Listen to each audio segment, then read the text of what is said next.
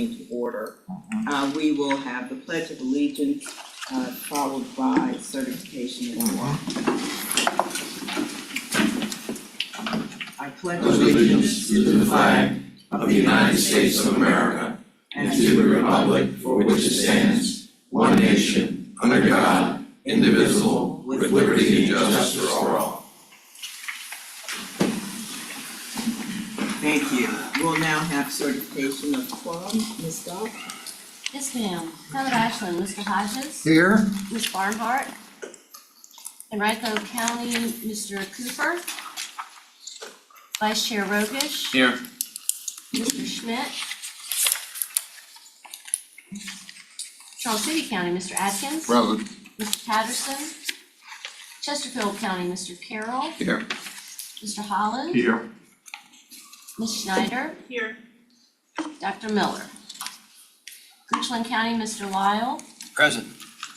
Mr. Waters. Hanover County, Mr. Davis. Present. Ms. Pritchard. Mr. Hudson. Here.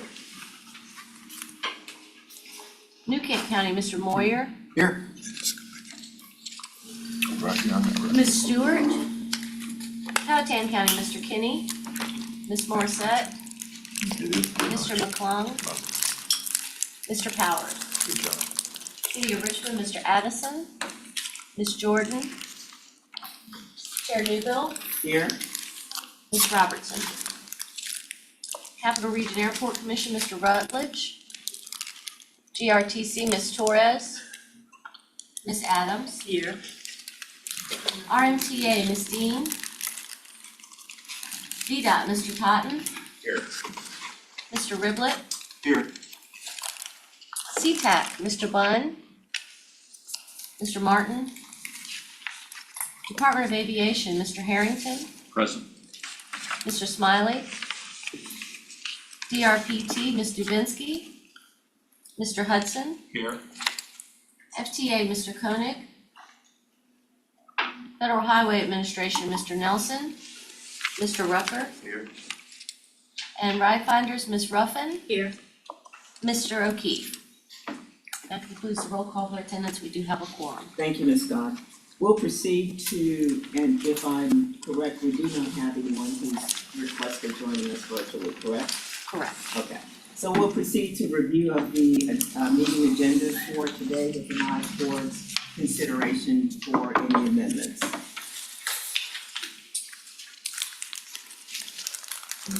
Yes. Janice? Yeah, I guess, Madam Chair, we need to make a change. I move that we add the page that was given to us and remove that from page 7, I think it is. Right, we're removing agenda? 5A and replacing with page 7, and then we will address it separately. Yes, Madam Chair, correct? I would suggest that a motion be made to remove item 5A from the consent agenda so that the correction can be made to that page 7, to replace the corrected page, and then the board would vote on that separately. Would you like to put it in section 6 under the secretary's report? That would be, We could, yes, that would be fine. Okay, so is that clear in terms of what we were going to do with that item? Number 5A will be removed from the consent agenda, and there'll be a page replacement for page 7, and we will vote on it separately. It will be placed under section 6. 6, so 5A will become 6C. Okay, 6C, yes. Any other amendments for consideration? Seeing none, might I have approval? Second. All those in favor? Aye. Thank you. I'd like to make time now for anyone here who would be here for public comment. Do we have anyone present for public comment? Okay. Seeing none, we'll proceed to the chair's report, and just very briefly. as you know, we were expecting to visit the ports of Virginia and Richmond, and that was canceled due to the impending labor strike.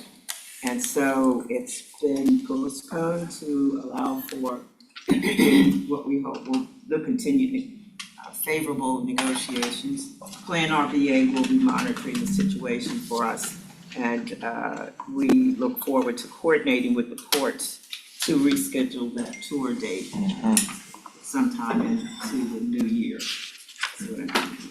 Okay.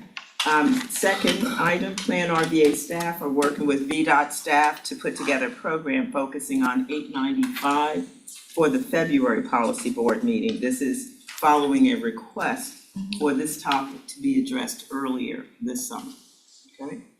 And then just third item, Plan RBA staff are reviewing the meeting and event schedule for the commission and the RRTPO, and will make recommendations as needed to adjust meetings, and I think this is very thoughtful, to adjust meetings that fall on cultural and or religious holidays. So appreciate that consideration. And so looking to address and to adopt a more mindful and inclusive approach to scheduling special events, community outreach, so that conflicts do not arise relative to those items. So just 3 quick updates there.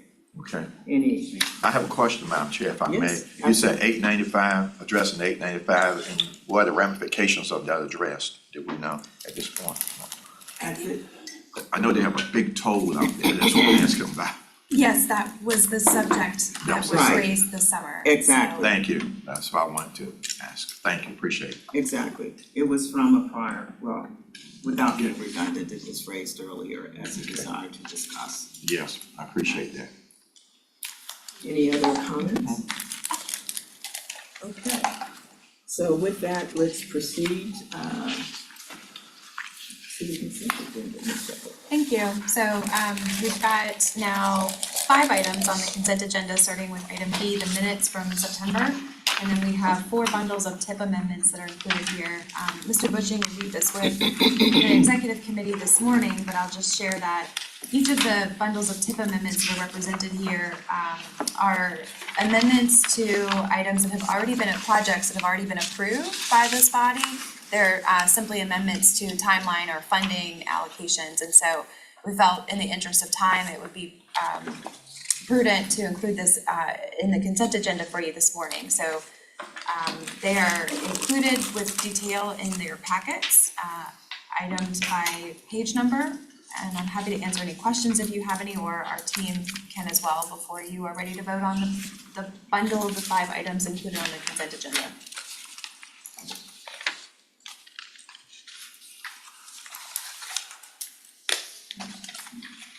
Give a little more time to review, necessary. If not, B, C, D, yeah. Yes, yes. items B through F, because we pulled A from the consent agenda.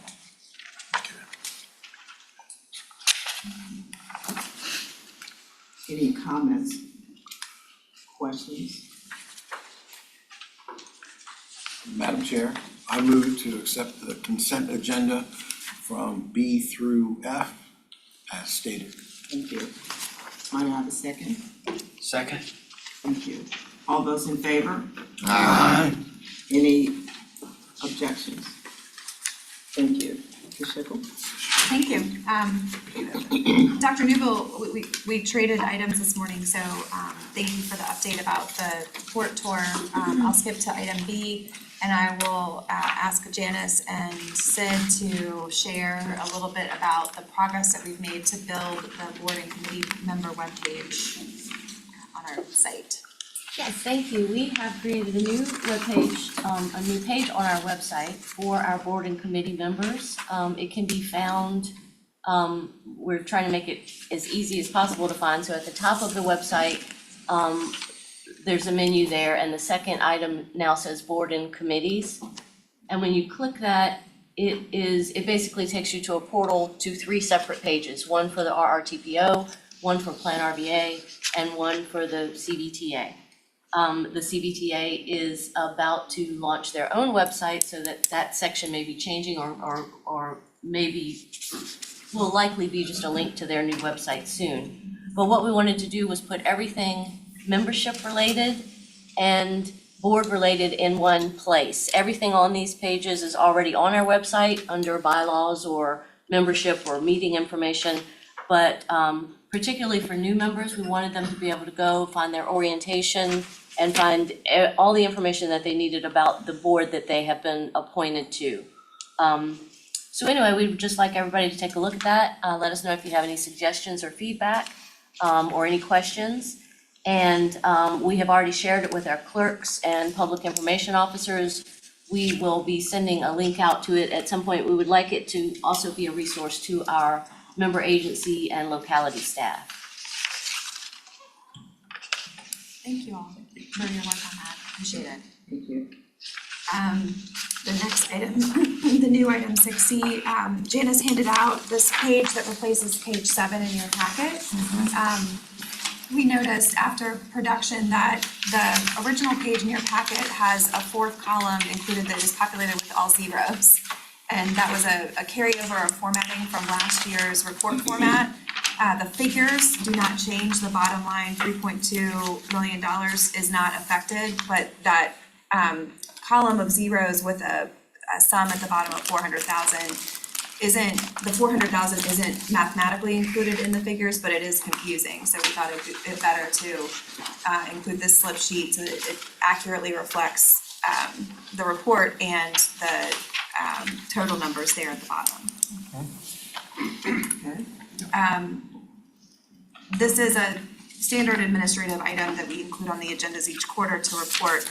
It's the accompanying package that goes with our Plan RVA's reimbursement packages to DRPT and VDOT for funding to support the MTO. But this is the particular change that drove removal of this item from the consent agenda. Thank you. Any questions and or comments? If not, we'll need a motion. That's correct. Thank you. I second that motion. I think you'll need to be the maker of the motion. Sorry. Yeah. Harry Yeah. said it. Suggesting. Oh, I thought he was making the motion. I can't. Oh, he can't, No. okay, no problem, Yeah, sorry. we provided Correct. clarification that we would need the motion to accept Yeah. the work plan As As as amended. amended. Yeah, as amended, With this I'll make the item motion if being I may. added. I'll make the motion to accept as amended, Thank you. the page. Yeah. Second. Thank you. All those in favor? Aye. Thank you. We'll proceed to regional funding.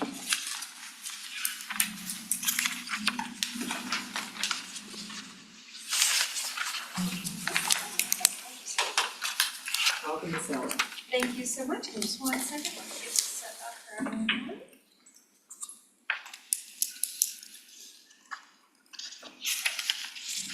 All right. Great, good morning, Madam Chair, and good morning all. Good morning. Today, I am bringing you a TIP amendment that would add 3 new GRTC projects to the TIP. So, these projects already have allocated funding, and they are within the authorized project phase of the transportation planning process. So, as we all know, the TIP is a federally required document that plans investments and federal obligations for the next 4 years.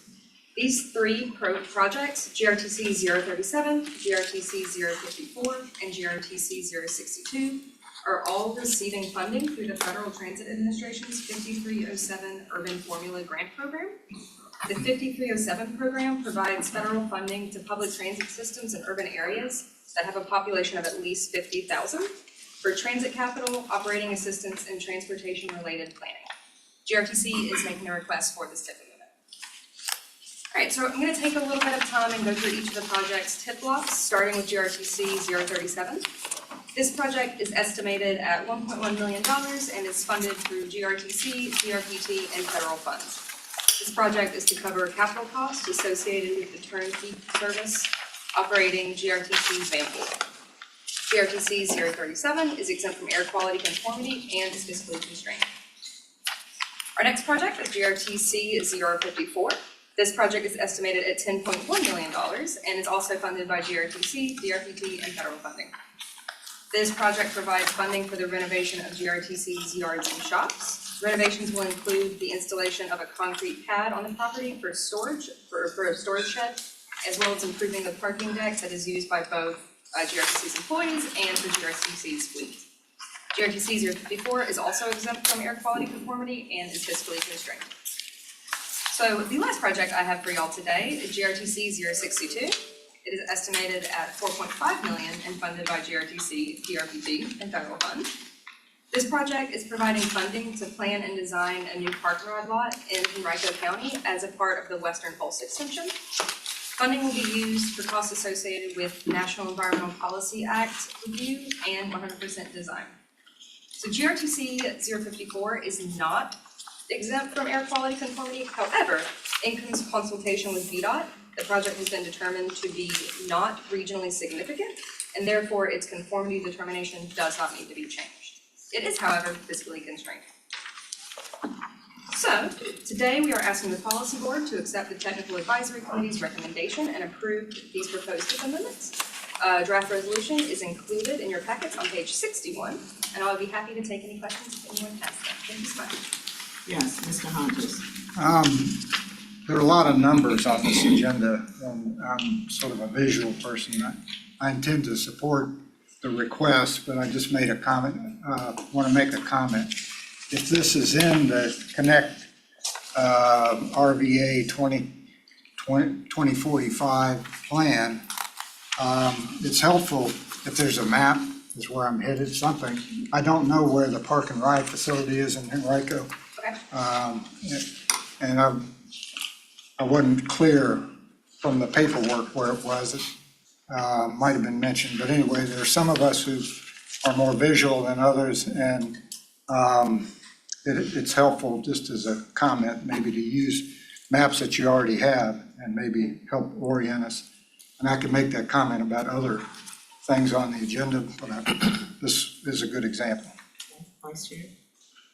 I can answer the question on specifically in Henrico. I support your, the maps are a great visual for all of us, but to answer your specific question, the park and ride is Broad Street in Parham, next to Buzz and Ned's on Broad Street. That's the closest. I now know where it is. Yeah, that's the closest location I can give you. You nailed it, thank you. Madam Chair, Yes, Mr. along with Mr. Hodges' comment, if we don't know where it is, then the community may not know where it is either. And so, maybe in the future, we can direct staff to either, put a link in the agenda so that if someone from the community is at home watching and they click on the link, Right. it'll take them to, so they can see where that project is. It's really beneficial to the community anyway, because people will know what great things Henrico's trying to do, or Richmond's trying to do, or Chesterfield, or Hanover, or Ashland, or all of us, quite frankly. So the more information we can provide, even if it's just a link to that project, I think is very helpful. And his point was well taken that, some around the table may know exactly where it is, but many won't. Any other suggestions, comments? Yes, Mr. Williams. I have a tendency of watching and looking at BizSense every morning, and one of the first things I do when I look at one of their articles is go down to the bottom, and they have an interactive map Yeah. that you can pull up, and then I know where it is. Now, I care more or less, because I know where it is, but then go back to the article and read it. I read the article differently because I know where it is. And so that's one map that might be of interest to use. So I'm sure it's not theirs, it's somebody else's. Any other? It's yours, okay, it's yours, there you go. It's even better. We're way ahead. Any other comments? Michael pays you for that. Okay. Any other comments or suggestions? Motion to approve. Say again? Motion to approve. Second. Thank you. All those in favor? Aye. Thank you, Ms. Heller. And just to, we'll need a roll call, Ms. Scott? Okay. Mr. Hodges? Aye. Mr. Atkins? Aye. Mr. Carroll? Aye. Mr. Holland? Aye. Ms. Schneider? Aye. Mr. Lyle, Yay. Mr. Davis, Aye. Ms. Pritchard, Aye. Mr. Cooper, Aye. Vice Chair Rogish, Aye. Mr. Moyer, Aye. Chair Newbill, Aye. Ms. Adams, Aye. and Mr. Totten. Aye. Thank you. That motion carries. Thank you, everyone, and so the suggestions that were made, if we could look at incorporating those maps, links, et cetera, that would provide the kind of additional information and insight. Yeah. Thank you. All right, next item, I see you're already up. Thank you, Madam Chair. So the next item we have for you is another TIP amendment. This is for the I-64 Dayton Road interchange in Henrico in the short pump area, as well as the associated short pump area improvements. Obviously, this is the authorized project phase. This request is coming from VDOT, and we're adding a new project to the TIP, which is why it's going through the amendment process right now. So what is this project? I'm sure most of you have already heard of it, but in short, this project would construct a new diverging diamond interchange at North Gayton Road and I-64. As a couple years ago, Henrico and VDOT did an interchange access report study, which is a federally required study anytime you're significantly altering access to the interstate system. And there were additional improvements that were suggested that needed to go along with this interchange. So that includes changes to the interchanges at 64 and 250, 64 and 295, 288 and 250, auxiliary lanes, and then also improvements on 250 itself. So the purpose of the TIP amendment today would be to add this project to our TIP. And the short term or near term justification is that to complete that interchange access report and also the National Environmental Policy Act environmental assessment, we have to be able to demonstrate fiscal constraint, which means the project has to be in the TIP, and we have to be able to show that there is funding available and planned for the next phases of the project. So in this case, it would be our PE and our right-of-way phases for the project. So to the map comments, here's a map that overviews sort of the range of the projects here. So the number 3 in green, sort of in the middle of the image, is the new interchange. Numbers 1 and 4 are auxiliary lanes on 288 and 295. So that's basically where the on-ramp doesn't merge in, it continues all the way to the next off-ramp. So it reduces the weaving and moving through there. Numbers 2 and 5 are sort of new changes to existing interchanges. And then 7 and 6 are showing where there would be improvements to 250 itself. So once you get off the interstate, making sure traffic can still flow. And then I just wanted to give you a closer up. This is the proposed interchange at North Gayton. I mentioned it's a diverging diamond interchange. So this, if you aren't familiar with diverging diamonds, it's a concept that you should probably get familiar with. We have quite a few in our pipeline for the region. But essentially what that means is through the interchange, traffic goes to the other side of the road. So instead of staying on the right-hand side, you're actually driving on the left-hand side of the road, and it's controlled by a stoplight. And then when you get to the other side of the interchange, it switches back.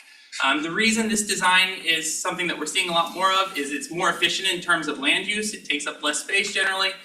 It improves traffic flow both onto and off of the interstate, and it's safer. There's none of those left-hand turn movements where you're crossing across traffic and potentially causing issues. So all around it's a better design in a lot of cases, and that's why we're seeing a lot more of them coming around in the region. So the project, as far as planning consistency, all of the improvements that are envisioned here are in our long-range transportation plan. So this is something that we have been planning for as a region. We have them listed as several distinct projects because they had independent utility, but they're all together as part of the requirements from that IAR and the environmental assessment process. And these projects are already all captured in our regional conformity assessment for air quality purposes.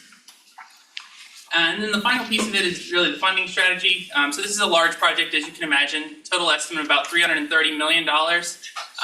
We are proposing to add the PE and right-of-way, so that's the engineering and the right-of-way acquisition utility relocation piece of the project.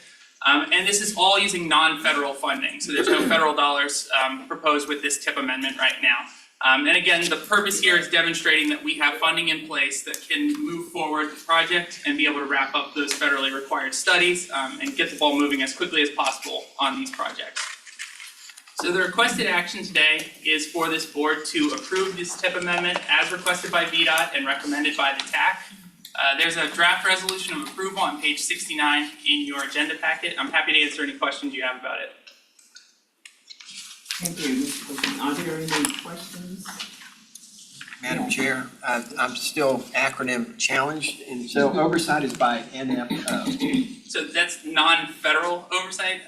So that's basically, we either have a federal oversight or non-federal oversight on who's sort of overseeing the process of the project development. At the end of the day, everything still with federal money goes back to the federal government, but it's the oversight in the project management piece.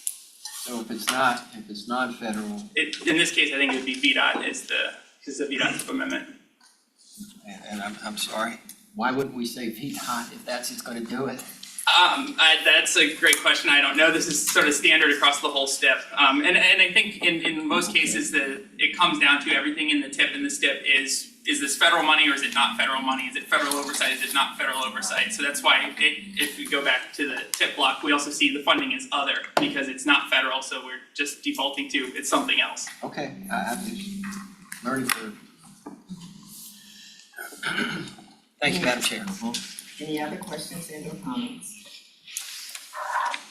Madam Chair, I think it's just important to say that, if you look, this is a project that's funded through the CVTA, Yes. which makes a difference on where the funding comes from.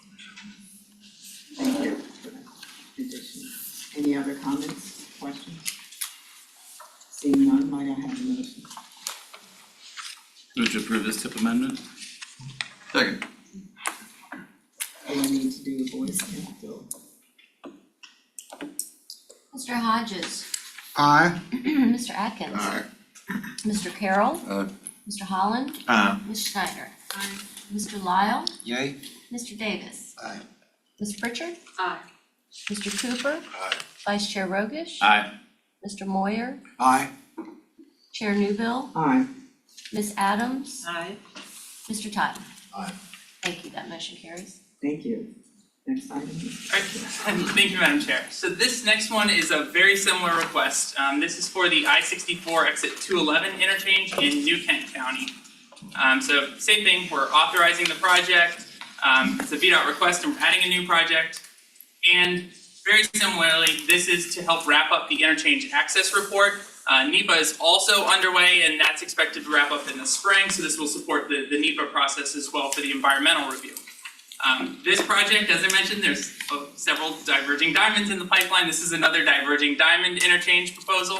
At exit 211, it would include a new bridge and traffic signals on Route 106. There would be a shared use path on the bridge and throughout the project area supporting bicycle and pedestrian movement. And this supports the expected traffic from the city center industrial park. So I think some of you will remember the AutoZone announcement, I believe it was a few years ago, the distribution, as well as the Buc-ee's, which we've all heard about. And so this is the sort of conceptual rendering of this one. Similar design, you switch sides of the road. The new bridge is the one at the top of the image. And the shared use path would go along the new bridge. So we'd be able to build it a little bit wider to support the pedestrian and cyclist access through the area. And then there's the traffic signals sort of at the ends of the ramps. And again, this design is been selected because it does help to move more volume through, especially with the volumes expected from the industrial and the Buc-ee's construction there. So for planning consistency, some of you may recall the board in November of last year, so exactly a year ago, took action to add this project to our long-range transportation plan. We removed a few projects on I-64 that were no longer needed with the broader widening project, and we used that funding to include this in our constrained plan. New Kent County is outside of our former air quality ozone maintenance area, so we don't have any impacts to our conformity assessment from adding this project to the TIP. And then for the funding assessment, this is a very similar approach. I think Mr. Carroll mentioned there's some CVTA money, so there's CVTA dollars on this, as well as local funding on this project that could cover the PE and right-of-way phases. So there is local money or non-federal money that would be able to move this forward. And so this is demonstrating that we have funding in place for engineering and right-of-way to advance the project. And so the request today is to approve the VDOT TIP amendment as requested and as recommended by the TAC. There is a draft resolution of approval in your agenda packet on page 74. Happy to answer any questions about this one as well. Members, are there any questions and or comments? Seeing none, might I have a motion? I guess. I make a motion Making that this we motion. approve this. Yes. Second. Okay, thank you. Second. Ms. We Dawn, will benefit from this, that's right. yes, Of course. good stuff. Mr. Hodges. Aye. Mr. Atkins. Aye. Mr. Carroll. Aye. Mr. Holland. Aye. Ms. Schneider. Aye. Mr. Lyle. Mhm. Mr. Davis. Aye. Ms. Pritchard. Mr. Cooper. Aye. Vice Chair Robish. Aye. Mr. Moyer. Aye. Chair Newbill. Aye, Ms. Adams. Aye. Mr. Totten. Thank you. That motion carries. thank you. Thank you again, Madam Chair. Yes. This is the final item I have for you today. This is a proposed update to our regional funding framework. So this is obviously related to the fund project phases of the project development cycle. Just for a little bit of background for everyone's awareness, the regional funding framework basically establishes the process and the policies that we use when we are awarding the funds that this board controls. So the Surface Transportation Block Grant, the CMAQ program, the Congestion Mitigation and Air Quality, and the Carbon Reduction Program. So those are the three big ones. We lump them together as flexible regional funding. We have a scoring process, we take in applications, we evaluate everything, we rank them, and then we award the dollars to projects. In our work program every year, we have a review that is, let's look at that process, make sure it's working the way we want it to, and if it's not, let's make changes. And so staff has been working with the TAC, with the member localities to assess the current concerns, the performance of the program as a whole, and some of the potential solutions. So through these discussions that we've had with the localities, we've identified these issues that you see on here. There's a little bit more detail in the agenda pack, and I don't want to go too deep into any of them. But as you can see, some of these are pretty big, thorny issues. Like, how do we make sure that we're funding existing projects, but also not eating in too much to what we can fund for new projects in the program? How do we make sure that we have enough funding for those major bicycle and pedestrian improvements on our arterials, or to keep the fall line moving forward? How do we make sure we're funding regional priorities that are in the mix? You know, how do we fund these big interchanges that we're talking about with those dollars? So these are really big questions, and we've been surveying and talking with the localities, and what we've come to realize is there's not a clear consensus on which of these is the biggest priority for an issue, which of these are the solutions would be the preferred solution. But there was one area that stood out as a pretty clear consensus among the TAC, among our members, and that was to move our project cycle to every other year.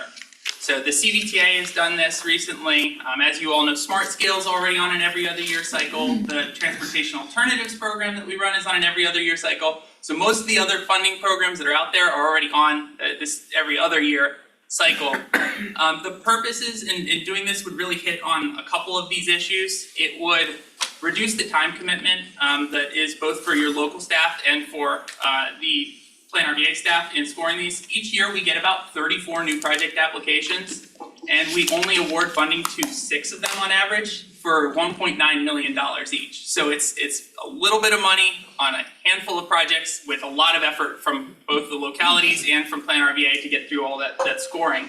By waiting a year, we'd actually build up a bigger pot and could potentially award bigger projects, which would also help us to address some of the issues on how do we get to those bigger regional priorities that we can't fund now. The other piece of this is related to the timing and coordination. What we're trying to do here is time it so that all the regional funding cycles are on 1 year. So you would have the Transportation Alternatives Program, you would have CBTA Regional, and you would have the other TPO funding. And all of that would go in 1 year, and we would have leverage built up to go into Smart Scale the following year. So we would have a very good chance to put, as a region, a competitive pot together moving into Smart Scale. I think this year we had over $300 million leveraged in Smart Scale. So we're already doing that with what we have today, but this would help us to maximize that and really help us as a region to plan together. So the request would be to move to that every other year cycle for new projects. All of our existing projects, if you go out for a bid and you're getting ready to start construction and they come in high, we already accept those to come in at any point because that's time pressing. You need to be able to get that money And this would help us to then be able to focus on the new projects and give them adequate attention as well. This would also give us more time to come to consensus on how best to resolve those other issues that we haven't quite gotten there yet. So staff will continue to talk with TAC at our upcoming meetings to work through these to figure out what other changes, if any, are needed for the program. So the requested action today is TAC recommends moving to a 2-year cycle for new project applications. There's a draft resolution of approval on page 78 in your agenda packet. And then I did just want to put this in here. As I mentioned, we always accept critical deficits. So every year we would still have an application cycle for existing projects. And the plan would be for this year to hold that in January and then come back to this board in April for approval of those existing projects requests. So with that, I'm happy to answer any questions you have. Thank you. Any questions and comments for Mr. Busher relative to this item? Madam Chair, whoops, No, go ahead. I defer. Yes. Mr. Right, Hodges. so that was my line. Ashland comes before G.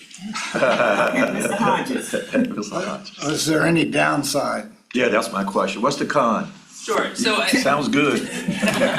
So from the way we've looked at it, we don't see any downside. What we do currently is the first 3 years of our funding program, we set aside 10% of the funding for cost overruns, which means we're not selecting a new project until year 3 anyway. So if we wait and do it in year 1 or we do it in year 2, you're still getting your money at the same time. So there's no downside from the ability to get new projects on the same schedule.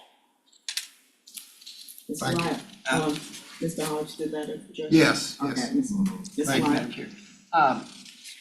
I am discovering that an approved project, which is our diversion diamond in Goochland, consistently is getting revised estimates that continue to escalate and escalate. Does this policy, I'm gonna use the word guarantee, that existing approved projects will be funded at these higher rates or not? Because we're in a rock and a hard place. If now we're proceeding, we got a lot of the work, preliminary work done, and it's like, and now we've got a $12 million shortfall. It's kind of like, oops, you know, we're dead in the water and all this sunk cost is, what do we do? So in that particular case, I think that project's through the CBTA and through Smart Scale, so it's not in the RRTPO's funding program yet, so it would come in as a new project if it came over here. So, Oh, yes, but okay. in general, for existing projects, we have always prioritized those, which is why we're still continuing to have an existing project window. But the thought is if we can build up a little space in between the new, there might be a little extra money, because right now, we're only awarding about $12 million a year across the program. So that's not going very far. So what we're trying to do is find some space to get room to help solve a $10 million deficit, a $12 million deficit. We can't even fund that with what we have now. So this is trying to create a little space by taking a breather in between to build up a little more money, essentially. Thank you for that. Thank you, Madam Chair. Absolutely. Any other questions or comments? Seeing none, might I have a motion? Second. I'm sorry. I'm sorry, I did not hear who made the motion. Schneider. Yeah. Thank you. Mr. Hodges, Aye. Mr. Atkins, Aye. Mr. Carroll, Aye. Mr. Holland, Aye. Ms. Schneider. Aye. Mr. Lyle, Yay? Mr. Davis. Ms. Pritchard. Aye. Mr. Cooper. Aye. Vice Chair Rogish. Aye. Mr. Moyer, Aye. Chair Newbill, Aye. Ms. Adams. Aye. Mr. Ty. Thank you, that motion carries. Thank you, Mr. Bishop. With that, I think we will proceed to agency and committee reports. As we have no performance measure reporting or NPO, administrative responsibility reporting at this time. So, CBTA, Mr. Parson. Good morning, Madam Chair. Good morning. Thank you so much for the opportunity to be with you this morning. I did want to take this opportunity to applaud the board on the last decision you just made. I think it's a really smart thing to do to align the work that you're doing with the CBTA. So we have this life cycle of planning to implementation, and I think it's going to be really great. A couple items to update from the CBTA report on page 79. to draw your attention to a couple things. At the end of this last fiscal year, 2024, we at the CBTA realized an interest income balance of $11.6 million. So the reinvestment that we've been able to do in the regional funding that the CBTA has brought in yielded almost $12 million that we were able to then repurpose to some great things. One thing to highlight, we set aside $1.5 million of that interest income to fund all wayfinding for the Fall Line Trail. So all 43 miles now has a dedicated funding source for wayfinding signage, mile markers, all the different things that you might associate with that. So that's going to be a good opportunity for our member localities to make those improvements when they're necessary. We're also establishing a working capital reserve so that we have a safeguard fund balance that can be called on as needed to help overcome funding deficits or other types of things that the authority might identify. So taking some steps to set ourselves up for future success. We approved local allocation plans and annual certifications at our last meeting, which essentially means the board took the steps necessary to certify that we're doing the right things with the money that we're given. And it also shows, I heard earlier mention of the new CBTA website. Once we have that rolled out in the next month or two, you're going to be able to go into a couple different maps and see what your local CBTA dollars are going towards.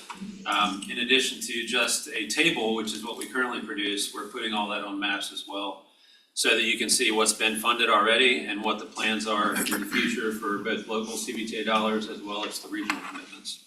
So I'll be excited to share that with you hopefully soon. We are continuing to meet. Our technical advisory committee and finance committee have continued to move forward.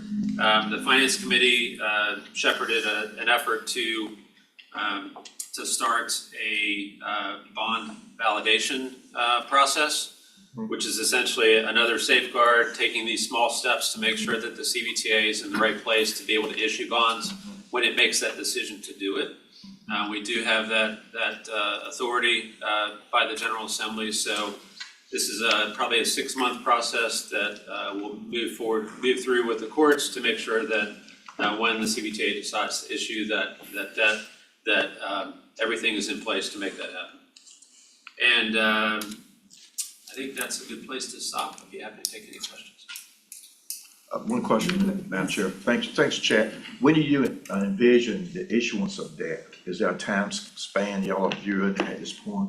At this point, we don't have a time span in mind. It's a learning process. Okay. We haven't done it before, so we're trying to understand the priority of each of the localities that are around the table. The needs are there for some and not as much for others, so we're trying to strike that balance and understand. Okay, I great. think with the validation process, we do have a little bit of a window to understand what all the project needs are and when it might make the most sense to move forward. Okay, thank you, sir. And if I were, one last question. If I were to go to the website as envisioned, would I be able to see like a statement or income statement or statement of activities showing inflows and basically outflows? So what, not detailed, but summarized for the most part? Absolutely, yes, sir. I will, okay. And we are a couple weeks away from developing our FY24 impact report, which is essentially our annual report that shows, at least for the last year, what all those data points are. And hopefully it'll be useful for the public. Great. That's the goal. Thank you. Carol? Madam Chair, to speak to that, a couple of things. One, if you go to our agendas for the CBTA now that are posted on the Plan RVA website, you can actually see those financial reports. They're part of our agendas that show how much money's been taken in to date, how much goes to each jurisdiction, all that's actually on there now. And the other part of that, the process we're entering into right now with the bond validation is just about getting us in a position so that we're certified, so that if someone tries to challenge it later, they say, no, we actually did everything we were supposed to do under law. We're gonna have a much bigger discussion in the future, once we get to that point of where to go from there. So, but it's gonna take, what, 6 to 8 months to even go through the bond validation process, but, Okay, so it's a while on the road. okay. Madam Chair? Yes, And I think Mr. Carroll was touching on my curiosity. You used the word when as opposed to if. And so has a decision been made to issue bonds? And this is simply a process? I should have used the word if. Oh, okay. There has not been a formal commitment, but It should have been when and if. yes. Okay, all right. Just- I think the indicator there is once there is a project list developed that shows potential bond projects, that'll be Okay, really the indicator of whether it's moving forward. thank you for that. Thank you, ma'am. absolutely. Any other questions and or comments? Mr. Parsons, thank you. Ms. Schickel. Thank you, Madam Chair. Last month, many of you were in attendance at our September 12th commission meeting. We hosted the Richmond team from the StoryCorps One Small Step program. And so I know that there's a link included in the report here that you can learn more about that, but just as a reminder, it's an exciting program that's launched in the Richmond region to bring strangers together with differing perspectives to be able to have a conversation. It's a facilitated conversation. The sessions are recorded. They can either be deleted afterwards or registered with the Library of Congress as a chronicle of how we are in this country, facing the realities of differing opinions and how we can still walk away as friends afterwards. So as a follow-up from that presentation and others, I think many of you were invited or encouraged to either share this information in your communities or sign up yourselves. Mr. Carroll, if I'm not mistaken, you had already participated in a conversation? Mayor Stoney and I had a wonderful conversation, and it will be recorded in the Library of Congress. So if you have a problem sleeping, you can look it up. There are a number of One Small Step follow-up events, they're calling them Take the Second Step, and I know that there's one coming up on November 16th, if I'm not mistaken, that is being hosted in partnership with Leadership Metro Richmond, so that program is still continuing. In addition, on September 12th, the Executive Committee had a conversation with regard to fiscal year 2025 goals for the organization. I just wanted to highlight a couple of areas where this intersects, overlaps with the work of the TPO. And that first item, coalesce our regional strategic plan. Obviously, the kickoff of the region's long-range transportation plan for 2050 is a critical piece of that. We have, as a staff, named our regional strategic plan as Pathways to the Future. So we've taken the work that we've invested in over the last several years and understanding how we can envision different scenarios for the future from a data-driven perspective. And that is the name of how we will refer to our region's regional strategic plan, which is a requirement from Virginia's code that planning district commissions shepherd that process. So the long-range transportation plan will become a component of that broader regional strategic plan. So we're excited about that. In addition to that, as you know, there's a lot of effort underway to be able to support not only the regional work that we do as a collective body, but certainly in our member jurisdictions. So those of you that have invited us, we say thank you to the invitation to participate in your local comprehensive plan and zoning ordinance updates, which certainly are the underlying or underpinning activities that support transportation planning long term. We also have continued to cultivate our capacity in the data hub area of focus. And so we're building out our regional transportation measures alongside measures working with our community partners in affordable housing, environmental, health indicators, economic indicators, and whatnot. So over the next coming months, we'll be releasing an update to our data dashboard that starts to delve into the regional indicators for economic mobility, and access to transportation is a key factor in that work. And then finally, as you all well know, this role that Plan RVA takes on to be the regional convener, so our backbone support to CBTA, RRTPO, and other partner organizations continues. And we're excited about the opportunity to support that collaborative work across the region. And then last but not least, with Mr. Rucker in the room, I would be remiss if I didn't talk about the fact that we are already thinking about our next federal certification review. Pardon? Time flies. It does, it certainly does. As you all know, that's on a triennial cycle, and so just working to look at our governance documents, particularly as we kick off the long-range transportation plan. And this will be the first time in 2 cycles that we'll really be able to move forward with that more robust public engagement strategy, because the last time we kicked off the LRTP, we were in the midst of the COVID epidemic and suffered the limitations of quarantine and limited social collection. So we're excited about that and looking forward to embarking on that process with our federal and state partners. We published this agenda earlier than today, obviously, and so our finance committee did meet on October 28th and reviewed our audit in depth. Mr. Holland, I don't know if you have any points you want to share, but it was a good and productive meeting. Yes, it was a great productive meeting with our external auditor, and the committee recommended submission to the full council. So we'll be taking present that up. that at the appropriate time Yes, sir, yeah. when the RVA meets. So it'll be scheduled Yes. for the November 14th meeting for the full commission to Yes. review that audit report. In addition to that, for those of you that serve on that committee or would just like to attend either virtually or check the recording or come in person, we welcome that.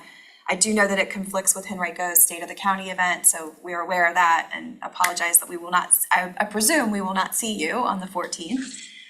But we do have a program planned. Chairman McGraw asked me to put together a program that invites Virginia State Police to come to talk about the community impacts of what they're seeing with regard to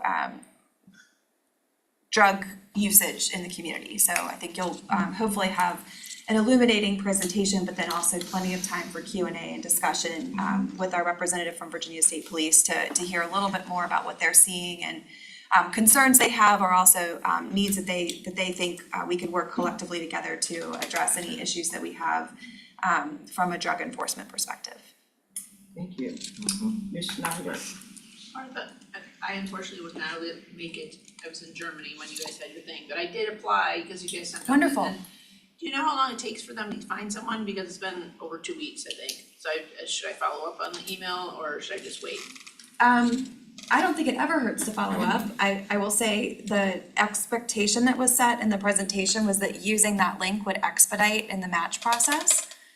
It could be that if others also did not follow the link, there might be a limited pool. But I can check also with the One Small Step team and just kind of inquire gently, and maybe for the benefit of everybody, we could send the link out again in case somebody forgot to follow that link on the last email follow-up.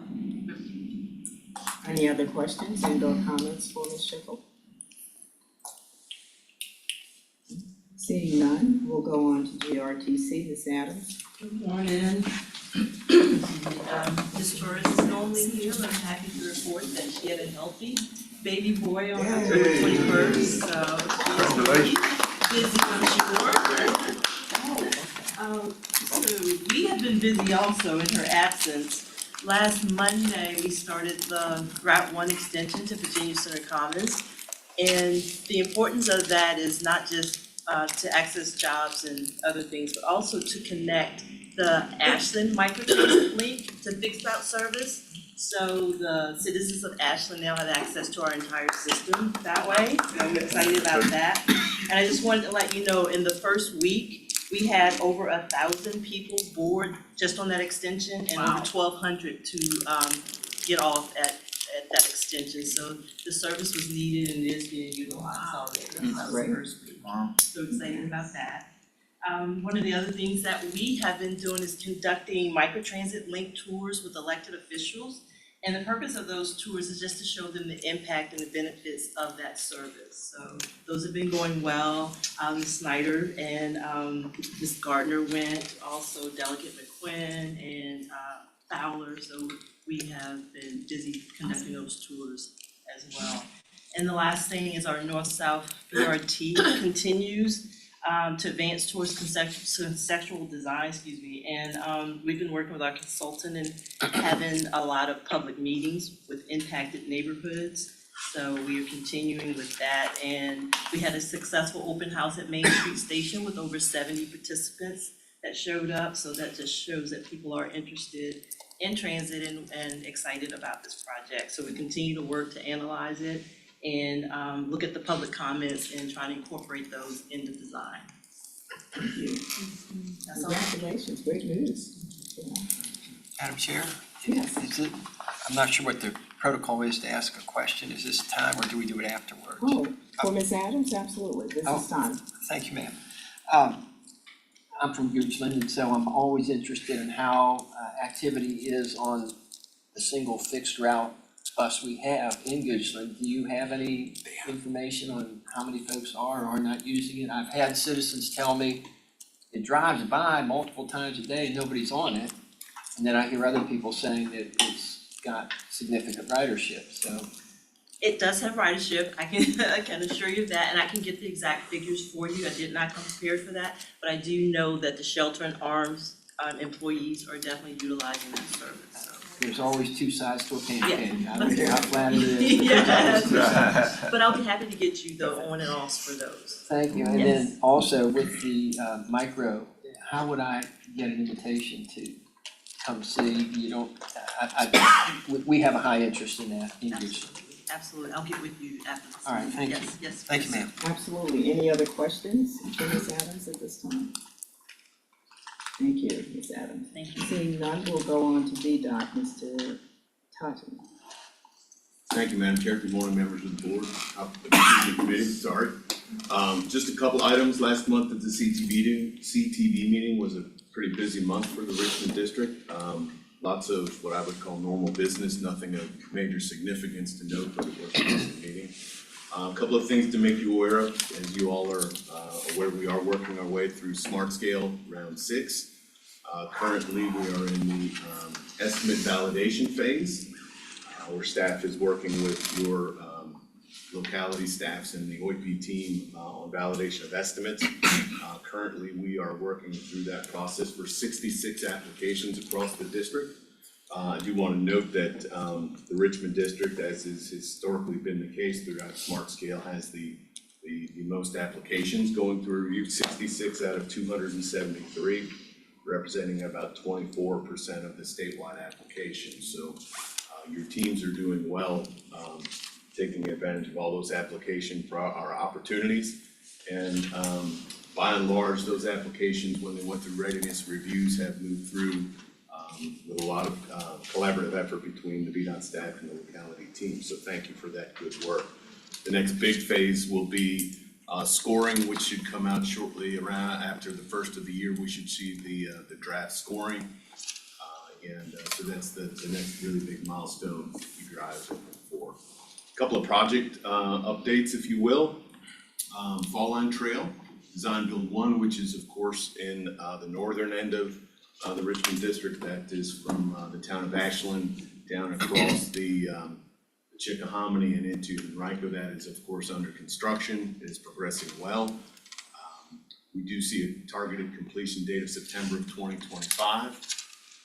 And you may have caught, we did a press release just yesterday, I believe, reminding the general public that it is an active construction zone and requesting that they refrain from walking on the trail. Technically speaking, it is trespassing in its current state right now, so we've worked with the neighbors to just encourage them to refrain from utilizing the facility now.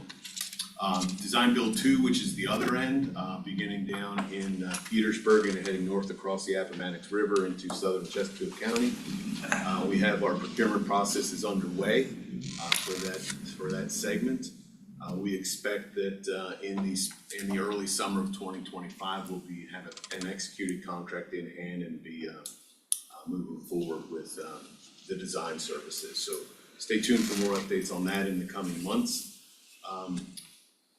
In Mr. Moyer's neighborhood on I-64, as you guys all know, Segment A was awarded last year. Last September is underway in construction. If you drive out there now, you will see lots of activity going on. Segment B, continuing your way east, that's on the eastern end of New Kent County, is our third segment to be prosecuting the procurement. We do expect an award of that segment in early next year. And then the third segment, which is actually in James City County, but it is being administered by the Richmond team, that is underway. It was awarded last spring. So if you go, I've said this before to this group, if you happen to go to that part of I-64, my recommendation is to slow down, give your neighboring vehicles a lot of extra space. It is a tight, constrained operating environment, and we have, I won't say daily, but we have frequent crashes that impact the ability to get up and down the road. And by and large, they are consistently related to high-speed operations and driver inattention, for lack of a better word. So just encourage you and your citizens or your neighbors as you interact with them to just slow down, pause, and 'cause it's gonna be the last segment we expect to be completed is in the summer of 2029. So that's 5 years. We're gonna have an active work zone for 5 years on 29 miles of, next 2 or 3 years on 29 miles of road. Last segment ending up in summer of 2029. Notwithstanding the other items that are proposed out in that part of the world, that the 106 interchange or other things that may be going on. Two other things to make you aware of. This was a pretty significant week in the west end of Richmond. We did have a public meeting for the ongoing short pump NEPA process. It was mentioned a little bit earlier today. That was well attended. Over 80 citizens, I believe, came out, had a relatively positive experience from what I've heard. VDOT team, the Henrico team were very present, working with those citizens. That is the NEPA process we're working with. The VDOT is administering that, and we hope to see that leading to those next phases of completion of and then enabling that project to that suite of projects to move forward. Last item for your awareness, similar to the short pump suite of projects, we have an ongoing NEPA effort in southern Chesterfield, in Mr. Carroll's district in Chesterfield County, for the Powhite extension. That's what we call Powhite Phase 2. That is from Woolridge Road down to 360. VDOT is administering that, working with Chesterfield County on that.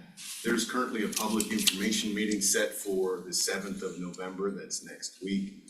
We look forward to having that dialogue and interaction with the public on that to keep that project moving forward. Be glad to take any questions if you have any. Thank you. Are there any questions? Thank you for the report. Are there any questions? Comments from this topic? Thank you. Seeing none, Mr. Rucker. Madam Chair, good morning, everyone. Nothing significant. I will add that, Martha, since you brought up the certification review, most of you may not know federal statute as part of the certification review requires the federal government, Federal Highway and Federal Transit, the Federal Transit Administration, to conduct public participation activities throughout the metropolitan planning area. That is a statutory requirement of the federal government. We are required to take into consideration the comments we received as part of our public participation in arriving at a certification decision. It was here several years ago where Federal Highway was challenged by the NAACP, where they, frankly, they approached me during our public engagement effort, and we asked, well, they made a statement, Mr. Rucker, we've been watching you, we've been watching your organization, the Federal Highway Administration, and we don't see you or your organization and our community asking the question, how's the transportation planning process working? So with this certification review, we're going to make some changes. The intent is to engage community-based organizations and civil rights organizations more appropriately as part of our statutorily required public engagement effort. Leading into the certification review, we would like to engage with civil rights organizations and community-based organizations throughout the metropolitan area and ask the simple question, how can we better engage with you moving forward? So look forward to some actions on our behalf in the future. Appreciate it. Mr. Rucker, any questions or comments for Mr. Rucker? Thank you. We will move on to other business. Just to update staff has made me aware of the fact that Mr. Moyer and Mr. Nelson knew that would get your attention. Serve on the Virginia Association of Counties Legislative Committee for Transportation. And I understand that there are copies of the association's legislative priorities for transportation that are coming to you. And posted on this meeting section of Plan RBA. Mr. Moore, any comments that you would like to provide at this time? Martha, you want to say anything about it? Just thanks for joining the committee. We appreciate your work on it. You're welcome. Thank you. And so we can certainly take a look at those priorities and. Any input that anybody has, please just email me. You know, we can look at that. It's, hopefully we can take that to, for us, to VACO and to the other societies. We also, we just joined, the Municipal Association. So we want to get this full impact of what transportation means to all these people. And, you know, it's a pleasure to be, you know, available to do that. Thank you. Madam Chair? Yes. Is it appropriate to ask a question? As the only county that's not a member of VACO, I guess I have to. That's right, you are. We are the red-haired stepchild, but, You can still join now. we are well aware of that option. We can bring well aware it, of that option. we can bring him in. Just give us a check. But my question was, that there's not an interest in secondary roads being attended to by the counties, and I will speak for Goochland that we have Henrico envy, in that Henrico has the opportunity to take care of their own roads, and in my opinion, does a really good job. Nothing against VDOT, I love VDOT, Mr. Marshall's, I'm president of his fan club. But is there a reason that there would not be more local control or autonomy over local roads? I would think that would be up to the individual counties. Well, I mean, but the position is not to allow that. Yeah, it's, mainly because what we've seen is the funding gets distributed differently. You know, you have, you know, there's funding that goes to Henrico to do the roads. And then ours it's more throughout the whole state.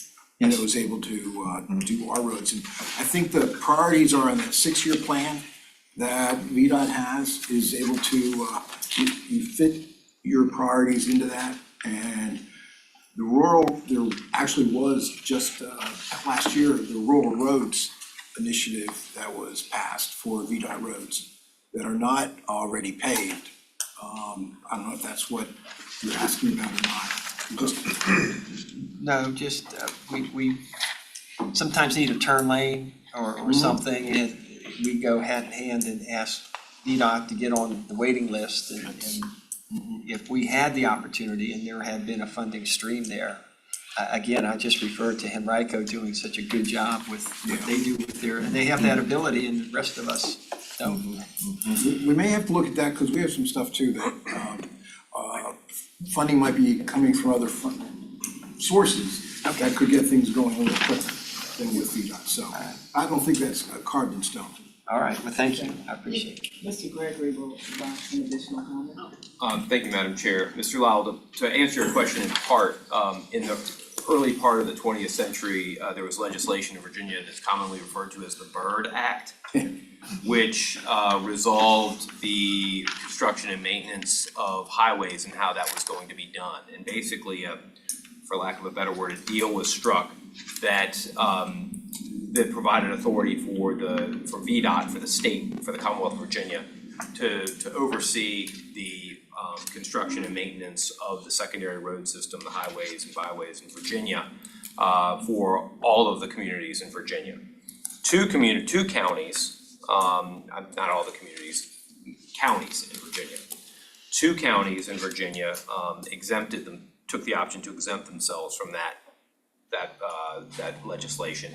They were Henrico and I believe Arlington. So those two counties are exempt from the Byrd Act essentially and maintain their own local secondary road system and provide the funding for that. But broadly speaking, the rest of the counties in Virginia are covered by the Byrd Act. Right. So that's why that happened. I would love, Madam Chair, if I may, very briefly, I would love to know the funding stream since that time. 1932, as I understand, is when it occurred. I would love to see how much money we've got proportionate to population, for example, would be interesting to see that kind of analysis. So if I may, just on. If you could share that, that'd be great. Mr. Togman, then Mr. Sure, so if I can, so there is still a process that if a locality wishes to take over their secondary road, it's called devolution and it is codified and a locality can undertake that with the department. That discussion, the county can have that. 524-6000, call me, let me know you're interested. Well, I'm not speaking. So, and if I may, just. Let me know the funding If I process. may, Mr. Miles as well, so I don't want you to mix sort of construction funding and maintenance funding, because they're two very distinct buckets. Right. And you guys may remember, so we talked about smart scale earlier, when the smart scale became codified a few years back and that process was put in place. That's the construction program for the department. It does have other things like state of good repair that deal with bridges and pavements, but by and large, that's the avenue where things like a turn lane get funding from. Prior to smart scale, each locality received an allocation for their secondary road construction fund. With the change in the code a few years ago, you now only receive a very small number. And generally speaking, that is a mixture of unpaved road funds and what are called telefee funds. And it's a very small dollar amount for the unpaved roads are based on how many unpaved roads you have in your county. If you go to Hanover County where they have essentially no unpaved roads, or Powhatan County, they don't receive very much of anything from an unpaved road allocation. The Board of Supervisors makes those priority decisions of what to do with those small dollars as stated by the code. So that's your construction fund, and it is a very small piece, and I think the part of the way we have changed is smart scale is your avenue for construction projects. And that's the application process, you have a certain prescribed amount. Your only opportunity for small projects is either your local funding or through that very small allocation you receive every year that you work through with the residency to identify the small project, and it is a small number. So I just wanted to, so the smart scale process is your, and I'm sorry, I'm. Big boy. You know, Yeah, I like it's the a small small. number. I like the emphasis. Keep going, keep Certainly, going. and lastly, if I may, Yes. Mr. Holland, to your question about maintenance funding, if you certainly want to have a discussion about whether it's any locality, just certainly let us know, we can certainly Sure. put the numbers together. Yeah. But I do wanna caution you how you think about maintenance, it's not just maintenance patching potholes. Right. It is also the resurfacing program that is paid for out of the maintenance money. It is the operations program that manages all your traffic signals, emergency response activities. Those are all coming out of the maintenance side of our organization. Be glad to get with any of you guys as a locality if you wanna look at the investments that are being made, the maintenance and operations side of your localities. And we can look at it, whatever, time value over money, how much we're doing today versus 5 years ago. Glad to have that. I'll do my best to get you the best data I can, but if that's an interest, certainly be glad to have that conversation. Absolutely, so, Just certainly let your resident engineers know. Yep, thank you. We will. Mr. Holland, Mr. Rice, have forward with Mr. Totten, so feel free to be in touch with him, Ms. Schneider. To Mr. Holland's point, I've spoken with both our head of transportation as well as VDOT, Rebecca.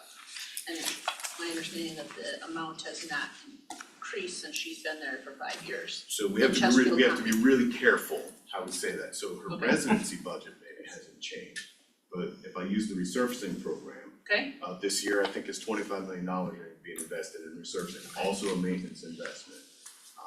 So I think we have to be really careful of how we distinguish of what budget is being invested in each county. Certainly, she's absolutely correct that her daily maintenance budget for her residency operations is relatively static. We cover fixed costs to give them a little bit of extra money for them to make some discretionary decisions. We pay the light bill, we pay the fuel bill, we pay the propane bill. But that has remained relatively level. However, what is not level is the other investments that are made through other means through the maintenance program.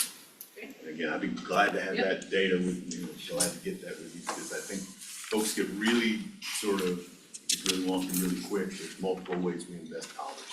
okay. Thank you, Mr. Carroll. Just to speak to that, I will say that we did meet with, when I was chair, we met with the Secretary of Transportation and asked for additional funding for the secondary road paving projects, because, you know, VDOT, you can tell me if I'm wrong on this, but you basically want to have 60% of the roads at a C rating Am I stating that correctly? Fair or better conditions, Yes, 60% and 60% of Chesterfield County's roads were not at a C rating. They're not there yet. And so I think it was only 18 million before. Yeah. If it went from 18 million to 25 million, then we've seen a significant increase, and I know that y'all have done some great repaving projects this last year. I'm not trying to take up necessarily and defend VDOT, but I am gonna state facts, which is, they have increased that for us. And since we're the second largest road network in the Commonwealth with over 4,400 miles of roads, we're always gonna ask for more. Thank you, Mr. Taunton. One more question before you see you're gonna have some follow-up. That's okay. No, I'm not asking, Oh, Mr. Todd, I'm just making a statement about the transportation. okay. Okay, one of the things is that how do these statements come arise? What kind of things go into figuring out what these type of comments by VACO are? One is, if you go to the truck size and weight, I'll tell you how that got in there. One of the things that we have in New Kent County on all our secondary roads is the availability for the logging trucks to go on those secondary roads. 249 New Kent Highway is a 55-mile-an-hour road. It comes down to almost where you go to Eltham. There's a road called Stage Road that is right there. There's a little bit of time you can look at both ways. Somebody didn't look both ways, and a logging truck took out a car with a fatality occurring. One of the things the logging trucks have done is they have cameras. They saw the woman pulled out. It was not, the guy did not have time to, and the guy was a mess afterwards, of course. But the reason why I bring that up is we cannot, the logging trucks cannot go on interstates because their weight is too much. So they're allowed to go on the secondary rural roads, but they're not allowed on the interstates. That would not have occurred if that logging truck was able to get off of I-64 at 220 and then go to West Point where it was eventually going to be.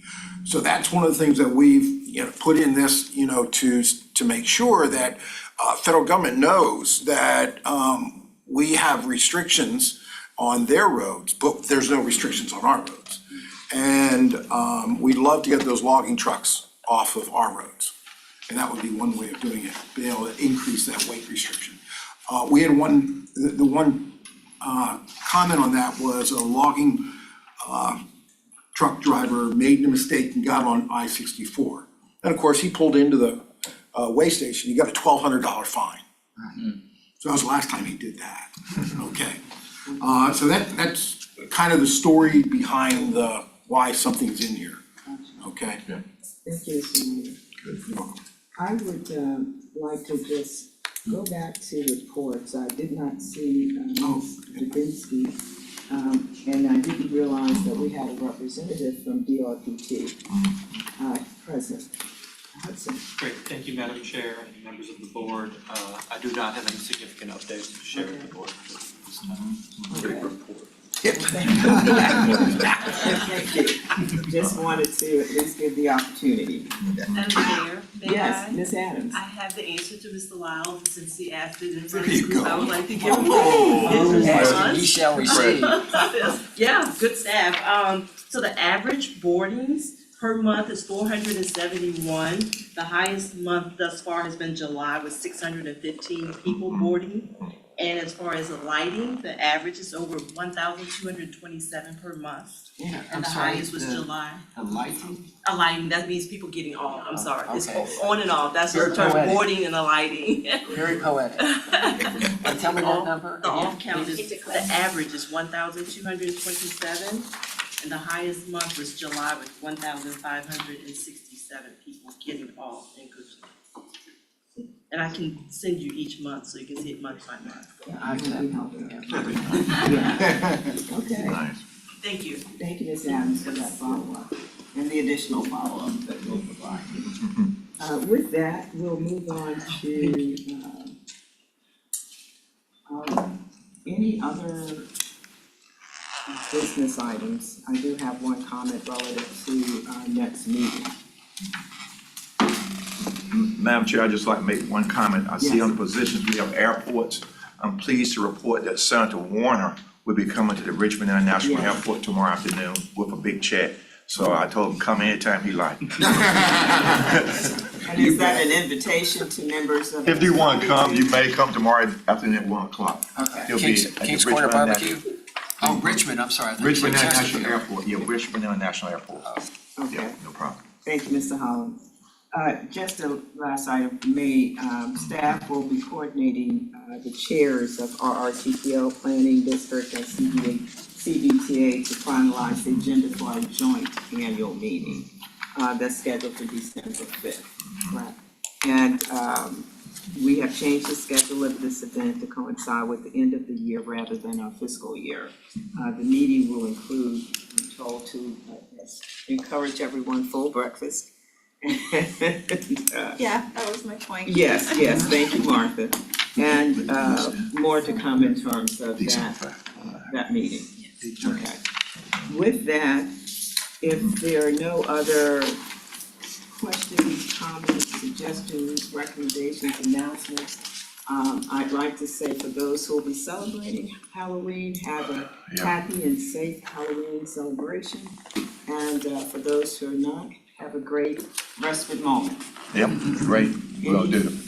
Seeing no other agenda items, this meeting now stands adjourned. Adjourn, we adjourn.